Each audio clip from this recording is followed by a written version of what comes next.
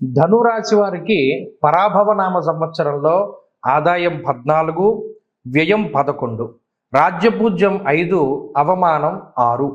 అలాగే ఈ సంవత్సరంలో ధనురాశి వారికి జూన్ 2వ తారీఖు వరకు కూడాను గురుడు 7వ స్థానమందు లోహమూర్తి, తదుపరి 8వ స్థానమందు అంటే అష్టమ గురుడిగా ఆయన సువర్ణమూర్తిగా సంచారం చేయబోతున్నారు. అలాగే ఈ సంవత్సరం మొత్తం శనేశ్వరుడు అర్ధాష్టమ స్థానమందు అంటే 4వ స్థానమందు లోహమూర్తిగా సంచరిస్తారు. అలాగే ఈ సంవత్సరంలో రాహుకేతువులు డిసెంబర్ 8వ తారీఖు వరకు కూడా 4, 10 స్థానాల్లో తామ్రమూర్తుల కింద 3, 9 స్థానాల్లో తామ్రమూర్తుల కింద సంచారం చేస్తారు. ఆ తదుపరి 2వ స్థానమందు అలాగే 8వ స్థానమందు వారు లోహమూర్తులుగా సంచారం చేయబోతూ ఉన్నారు. ఇక్కడ ధనురాశి వారికి ఏంటి అంటే ప్రధానమైనటువంటి లాభము 2వ స్థానంలో అంటే మకర రాశిలో రాహువు సంచారం చేయడము ఈ సంవత్సరం మొత్తం మీద యోగించేటువంటి అంశం అది. అయితే ఇక్కడ ప్రధానంగా గుర్తుపెట్టుకోవాల్సింది ఏంటి అంటే వీరికి అర్ధాష్టమ శని ఉన్నది. మనం ఈ మూర్తిమంతాలు ఎందుకు చెప్తాము అంటే పలానా మూర్తిత్వాన్ని బట్టే గోచారంలో ఒక గ్రహం ఎంత బలంగా ఉంది అనేటువంటి స్థితిని మనం తెలుసుకుంటాం. కాబట్టి ఈ మూర్తిత్వం అనేటువంటిది అంత ఇంపార్టెంట్. ఇంకొక పాజిటివ్ విషయం ఏంటి అంటే రాహువు యోగించడం. డిసెంబర్ వరకు అంటే ఇందాక చెప్పినట్టు జూన్ నుండి అక్టోబర్ వరకు గురుడు ఇబ్బంది పెడితే మీకు డిసెంబర్ దగ్గర నుండి రాహువు యోగించడాన్ని గమనించవచ్చు. 2వ స్థానంలో రాహు విపరీతమైనటువంటి యోగానికి కారణమవుతారు. సౌభాగ్య, భాగ్యం, ఆరోగ్యం, అర్ధలాభం, యశస్కరం అన్నది శాస్త్రం. సంవత్సరం మొత్తంలో కోల్పోయినటువంటి డబ్బును కేవలం 3 నెలల్లో రాహు ఇస్తాడు. అంటే డిసెంబర్ నుండి మళ్ళా ఉగాది లోపల రాహు ఇచ్చేస్తారు. కాబట్టి ఈ ధనురాశి వారు ఈ విషయాలన్నీ అంటే ఈ సైకిల్ ఎలా ఉన్నది, ఈ టైం ఎలా ఉన్నది అని దృష్టిలో పెట్టుకుంటే ఆ టైంకి అనుకూలంగా అంటే సమయానుకూలంగా వెళ్ళగలుగుతారు. జూన్ 2 వరకు గ్రహస్థితి అనుకూలము, అక్టోబర్ 30 వరకు ప్రతికూలము, అక్టోబర్ 30 నుండి మరలా అనుకూలము. ఈ విషయాన్ని దృష్టిలో పెట్టుకుంటే ఈ సంవత్సరాన్ని చాలా ఈజీగా దాటగలుగుతారు. అర్ధాష్టమ శని ఏం చేస్తున్నారండి?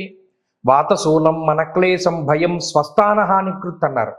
అసలు ఇంటికి రావాలి అనేటువంటి మనస్థితిని శని కల్పించడం. ఎంతసేపు కూడా మనం ఇంటికి దూరంగానే ఉందాం, లేదా మనం ఆఫీసులో కూర్చుందాం, లేదా పలానా ఊరు వెళ్దాం, పలానా తీర్థయాత్రకు వెళ్దాం, పలానా క్షేత్రానికి వెళ్దాం, ఫ్రెండ్ ఇంటికి వెళ్దాం.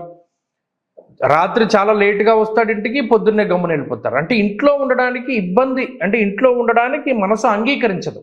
కారణం ఏమై ఉంటుంది? కుటుంబ సమస్యలు అయి ఉండొచ్చు, లేదా ఇంట్లో ఉండేటువంటి వారి యొక్క పరిస్థితులు అయి ఉండొచ్చు. అవన్నీ మనసుకు తీసుకోలేక అసలు మన ఇంటికి రాకుండా ఉంటే చాలు అన్న దృక్పథంతో ఇంటికి దూరంగా వెళ్ళిపోయాడు వాతావరణం ఉంటుంది. దాన్ని ఈ శనేశ్వరుడు కలగజేస్తాడు. మరి ఈ సంవత్సరంలో పోటీ పరీక్షల్లో పాల్గొనేటువంటి వారు, లాంగ్ టర్మ్ కోచింగ్లు తీసుకునేటువంటి వారు, ఇటువంటి వారికి కొంత ఇబ్బందికరమైన వాతావరణమే ఉంటుంది.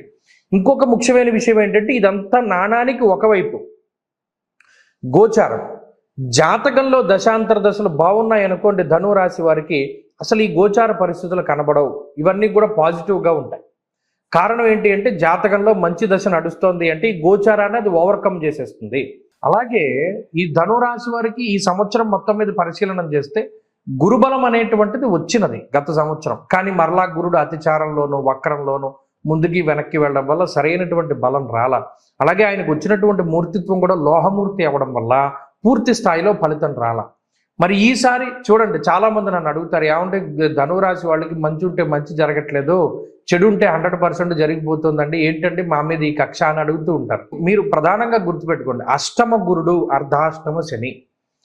గోచారంలో ఒక శ్లోకం చెప్తారు, ద్వాదశాష్టమ జన్మస్థ శన్యర్ కంగారక గురువు అని. అంటే 8లో గురువు ఉండడం, 4లో శని ఉండడం అనేటువంటిది అది అంత మంచిది కాదు. ఏం జరుగుతుందండి ఇక్కడ? ఫలితాన్ని మీరు మంచి చెడు పక్కన పెట్టి కాలం స్వరూపం ఎలా ఉంది మీరు గమనించి జాగ్రత్త పడడానికి ప్రయత్నం చేయండి. అందుకనే నేను ఉన్నది ఉన్నట్టు చెప్పేస్తాను. చోరాగ్ని నృపభీతిశ్చ గాత్ర గాంభీర్య నాశనం అన్నారు. ఈ గ్రహస్థితి ధనురాశి వారిని చోర అంటే ఏదైనా మీ ముఖ్యమైనటువంటి వస్తువులు ఎవరైనా దొంగిలించడానికి అవకాశాన్ని కల్పిస్తుంది. అగ్నిహి అంటే ఏదైనా నిప్పు వల్ల కానీ కరెంటు వల్ల కానీ ఇబ్బందులు కలిగేలా చూస్తుంది. నృపభీతిశ్చ, నృపులు అంటే మీ పై ఉన్నటువంటి అధికారులు కానీ పరిపాలించేటువంటి నాయకులు కానీ రాజుల వల్ల కానీ ఇబ్బంది వాటిల్లేయడానికి అవకాశం ఉంటుంది. చోర, అగ్ని, నృపభీతిశ్చ ఈ మూడిటి వల్ల భయము అనేటువంటిది కలుగుతుంది. గాత్ర గాంభీర్య నాశనం అన్నాడు. అంటే ఈ అష్టమంలో ఉండేటువంటి గురువు అర్ధాష్టమ శని వల్ల ఏమవుతుంది, గాంభీర్య నాశనము, అంటే అంత గంభీరంగా ఉండలేకపోతారు. గతంలో ఎన్నో ఇబ్బందులు వచ్చినా, ఎన్నో ఒడిదుడుకులు వచ్చినా సరే తట్టుకుని నిలబడ్డటువంటి పరిస్థితుల్లో ఆ గాంభీర్యాన్ని మీరు ముఖంలో ప్రదర్శన చేస్తూ ఉండేటువంటి తరుణంలో ఇప్పుడు ఆ గంభీర్యాన్ని కోల్పోయేటువంటి పరిస్థితిని గురుడు కలగజేస్తాడు అన్నాడు. అంటే ఈ అష్టమంలో ఉండేటువంటి గురువు వల్ల వచ్చే ఇబ్బంది. ఇక్కడ ఇంకొక మంచి ఉంది. ఏం మంచి అండి అంటే జూన్ 2 వరకు మీకు గురుబలం ఉంది. జూన్ 2 దగ్గర నుండి అక్టోబర్ 30 వరకు మాత్రమే ఈ అష్టమ గురుని యొక్క సంచారం ఉన్నది. అక్టోబర్ 30 దాటిపోతే మరలా గురుడు 9వ స్థానానికి వెళ్ళిపోతారు. ఇది ఒక మంచి విషయం. కాబట్టి మీరు గుర్తుపెట్టుకోవాల్సిన విషయం ఏంటి అంటే జూన్ 2 దగ్గర నుండి అక్టోబర్ 30 వరకు నేను పైన చెప్పినటువంటి చోరా, అంటే మన సెల్ ఫోన్ల దగ్గర నుండి, అంటే మా ఫోన్లు, బళ్ళు, ముఖ్యమైనటువంటి ఇంపార్టెంట్ ల్యాప్టాప్లు, గ్యాడ్జెట్స్, ఇవి ఏవి కూడా దొంగిలించకుండా ఎవరు జాగ్రత్త తీసుకోవాలి. అలాగే విద్యుత్తు లేదా ఈ ఎలక్ట్రిక్ అగ్ని వీటికి సంబంధించినటువంటి ప్రమాదాలు జరగకుండా చూసుకోవాలి. పై అధికారులతో సమస్య లేకుండా చూసుకోవాలి. ఇది కేవలం 3 నెలలు మీరు జాగ్రత్తగా ఉంటే సరిపోతుంది. అంటే జూన్ నుండి అక్టోబర్ 30 నవంబర్ వచ్చేంత వరకు జాగ్రత్తగా ఉండాలి. ఇది ఒక విషయం.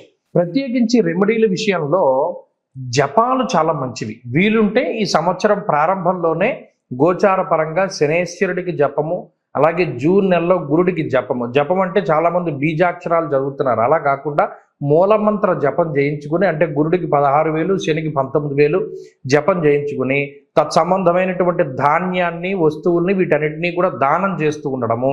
అలాగే శని ప్రదోష వ్రతాన్ని, అంటే శనివారం నాడు ప్రదోష కాలంలో శివాలయానికి వెళ్ళి చండీశ్వర ప్రదక్షిణ చేసి, నంది దగ్గర దీపారాధన చేసి, శివాష్టోత్తర శతనామావళి స్తోత్రాన్ని పారాయణ చేస్తూ ఉండడం.